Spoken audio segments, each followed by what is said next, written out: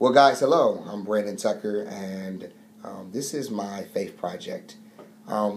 Just so you know, my background a little bit, 29 years old, have been involved in ministry as long as I can remember, a young child, and actually accepted my call to preach after years of hearing the tug and the push from the Lord. At age 19, I was licensed to preach in my church here in Toledo, Ohio, Greater New Psalmist Church.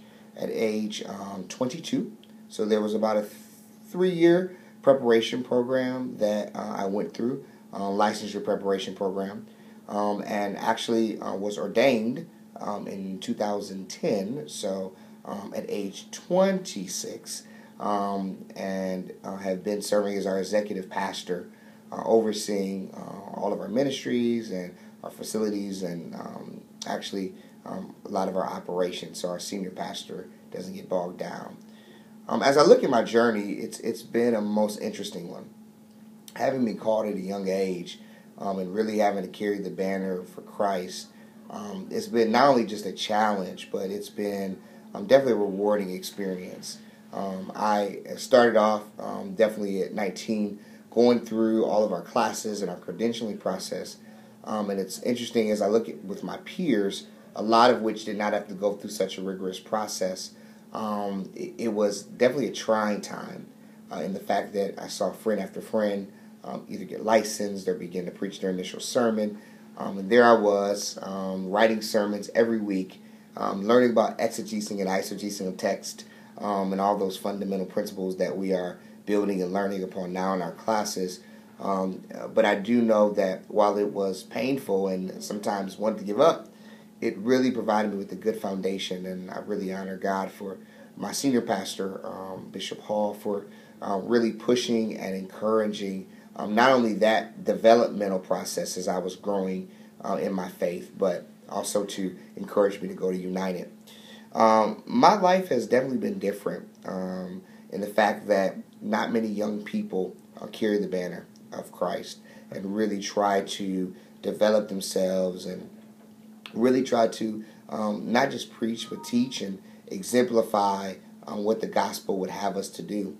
And what I found is that there's a small group, a small nucleus of believers that I can let my hair down with, but more importantly are really there to really push and to motivate me to keep going.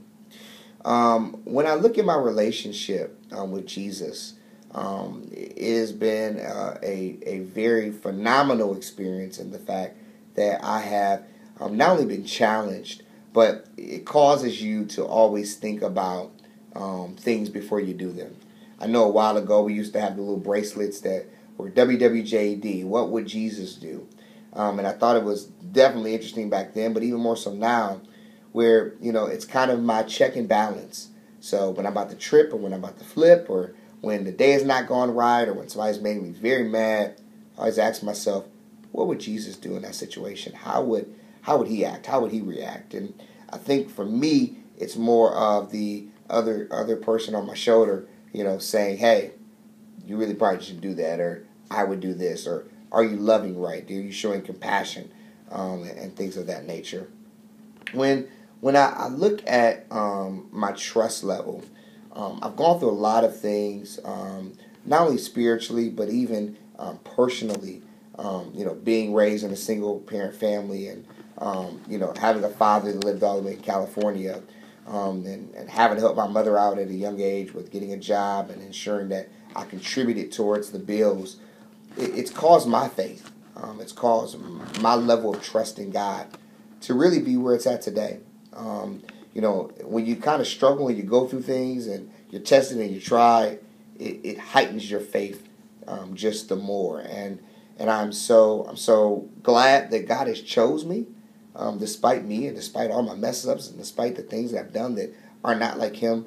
And my real goal is just to really exemplify Him.